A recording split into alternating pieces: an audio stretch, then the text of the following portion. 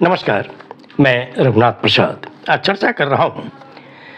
वर्ष 2024 के लोकसभा चुनाव के मद्देनज़र देश की सबसे पुरानी पार्टी 138 वर्षों पुरानी कांग्रेस ने अपना जो इलेक्शन मैनिफेस्टो जारी किया है, मैंने उसका अध्ययन किया।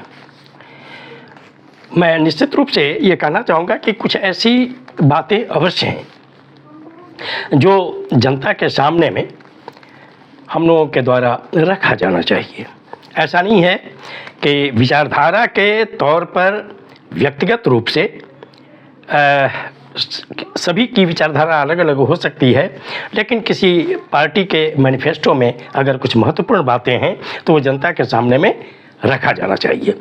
चूँकि मैनिफेस्टो काफ़ी लंबा विस्तार से चर्चा की गई है और मुझे लगता है कि श्री राहुल गांधी जी ने जो उत्तर से दक्षिण और पूरब से पश्चिम की यात्रा की उसमें उन्होंने बहुत ही महत्वपूर्ण मुद्दों को उठाया। उन्होंने देखा ज़मीन पर जाकर और मुझे लगता है कि उस अनुभव के आधार पर उन्होंने बहुत सी बातों का समावेश इसमें किया है, जिसमें कि जो 25 गारंटियां हैं, 5 न्याय और 25 गारंटियां, उसमें से कुछ महत्वपूर्ण जो विषय हैं मैं आपके समक्ष रखना चाहूँगा। जैसे सामाजिक न्याय के रूप में उन्होंने सबसे इम्पोर्टेंट बात रखी है कि जातिगत जनगणना कराई जाएगी। जैसा कि हम सभी जानते हैं कि भारत का हर सामाजिक न्याय से जुड़ा हुआ हर व्यक्ति यह चाहता है कि जातिगत जनगणना हो, ताकि ये पता लगे कि सभी समूहों की SC, ST, SC, ST की गणना तो अभी हो ही रही है, सिर्फ OBC और अपर कास्ट की गणना नहीं हो रही है। धर्म के नाम पर सभी धर्मों की गणना हो रही है। फिर कोई भी सरकार, चाहे पहले कांग्रेस की सरकार रही हो, आज भारतीय जनता पार्टी नित्य सरकार है, बीच में कुछ मिली जुली सरकारें रही हैं, लेकिन किन्हीं के द्वारा इसका जो होना चाहिए बहुत इम्पोर्टेंट बात है कि जातिगत जनगणना होनी चाहिए, इस पर बहुत ध्यान नहीं दिया गया। एक बार 2011 में कांग्रेस पार्टी की जो UPA 2 की सरकार थी, उसने सोशियो इकोनॉमिक सर्वे कराया था। आज की स्थिति में बिहार ही एक ऐसा राज्य है पूरे देश में जिसने सोशियो इकोनॉमिक सर्वे किया हर जाति का, हर समूह का, और उसने स्पष्ट कर दिया कि किसकी कितनी आबादी है। अत्यंत पिछड़ा वर्ग की आबादी 36%, पिछड़ा वर्ग की 27%, अनुसूचित जाति की आबादी लगभग 20% और अनुसूचित जनजाति की आबादी 8%। और बिहार सरकार ने आरक्षण का दायरा 50 से बढ़ाकर 65% कर दिया इन वर्गों के लिए। तो मैं समझता हूँ कि कांग्रेस का सबसे इम्पोर्टेंट जो एजेंडा है वो है जातिगत जनगणना। साथ ही उसमें उन्होंने व्यवस्था की है 50% का जो कैप है उसको हटाने का, कि ये नहीं रहे कि SC, ST, OBC आरक्षण पर 50% का कैप होगा, EWS आरक्षण इस 50% के कैप से बाहर होगा। ये ठीक बात भी नहीं है। उसके बाद उन्होंने लिया है मैनिफेस्टो में कि जो भी संविदाकर्मी हैं सरकारी संस्थानों में, चाहे पब्लिक सेक्टर अंडरटेकिंग्स में, उनके रेगुलेशन की कार्रवाई की जाएगी और आगे से जो भी बहाली होगी वो रेगुलर बहाली होगी। हाथ से मैला उठाने वाले की नियुक्ति पर पूरी तरह रोक लगा दी जाएगी और ऐसी घटनाओं में जो मृत होते हैं व्यक्ति, उनके परिवार को 30 लाख रुपए मुआवजा दिया जाएगा। अल्पसंख्यकों से संबंधित जो अनुच्छेद हैं 15, 16, 25, 28, 29 और 30, इसके लिए मैनिफेस्टो में वादा किया गया है कि इसे बरकरार रखा जाएगा और किसी भी धर्म के लोगों के लिए जो पोशाक है, खान पान है, भाषा है, उनकी पूरी स्वतंत्रता रहेगी। वरिष्ठ नागरिकों के संबंध में एक बहुत बड़ी अच्छी बात आई है कि किसी भी तरह से न्यूनतम जो पेंशन होगा वो 1000 रुपये से कम नहीं होगा। रेल में जो छूट हटा ली गई है वरिष्ठ नागरिकों का, उसको दिया गया है कि उसके साथ साथ परिवहन में भी छूट की व्यवस्था की जाएगी और पुरानी जो छूट की व्यवस्था है रेलवे में, उसे चालू किया जाएगा। दिव्यांगों के लिए एक बहुत बड़ी बात कि ग्रामीण निकाय और शहरी निकायों में महिलाओं के लिए SC, ST और ओबीसी के लिए आरक्षण की व्यवस्था है, लेकिन दिव्यांगों के लिए अलग से व्यवस्था नहीं है। ये एक अच्छी बात मैनिफेस्टो में ली गई है।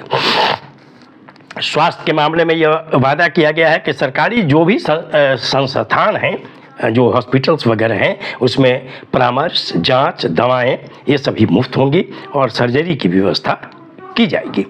एक वायदा है कि राजस्थान की जो चिरंजीवी योजना जिसकी पूरे देश में चर्चा हुई, उसी तरह देश में लागू किया जाएगा और 25 लाख का जो स्वास्थ्य बीमा होगा वो कैशलेस होगा। इसके अतिरिक्त मातृत्व लाभ की व्यवस्था रहेगी और कर्मचारियों के लिए अनिवार्य रूप से मातृत्व लाभ की व्यवस्था वेतन सहित होगी। आंगनबाड़ी, आशा, मध्याह्न भोजन केंद्र इत्यादि में जो अभी राशि मिल रही है उसे बढ़ाने का वायदा किया गया है और ग्रामीण क्षेत्रों में जो डॉक्टर काम करेंगे उनके लिए जो ये कठिनाई भत्ता होगा वो दूना कर दिया जाएगा।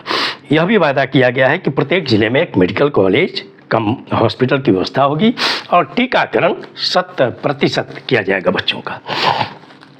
युवा न्याय के तहत दिया गया है कि युवाओं के लिए पहली नौकरी की गारंटी रहेगी। जो डिप्लोमा होल्डर और डिग्री होल्डर हैं उनके लिए ट्रेनिंग की व्यवस्था रहेगी और प्रतिवर्ष उन्हें 1 लाख का मानदेय दिया जाएगा। कोई भी परीक्षा होगी तो उसमें पेपर लीक को रोकने के लिए सख्त कानून बनाए जाएंगे और जो पीड़ित होंगे, अगर पेपर लीक होता है तो जो पीड़ित हैं उनके लिए मुआवजा की व्यवस्था होगी। अभी जो 30 लाख सरकारी नौकरियां हैं केंद्र सरकार में उसे जल्द से जल्द भरा जाएगा। स्टार्टअप के लिए सभी जिलों को समान राशि आवंटित की जाएगी।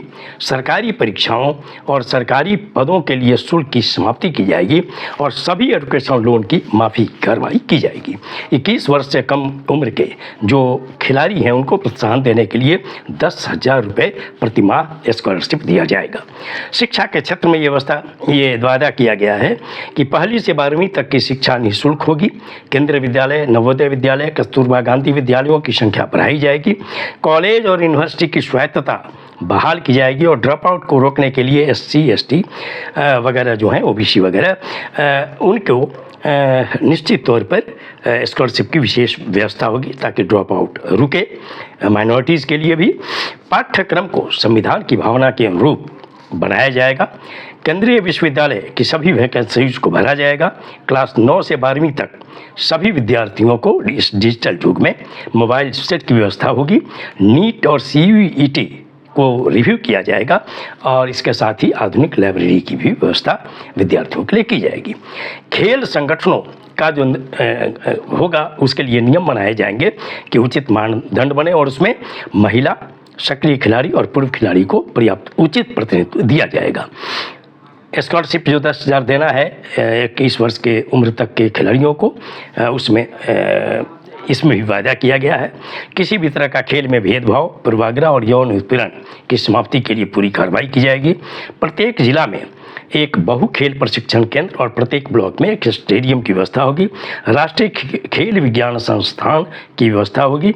खिलाड़ियों के लिए सम्मानित नौकरी की भी व्यवस्था हो ताकि उनका जीवन सुरक्षित हो सके, भविष्य सुरक्षित हो सके।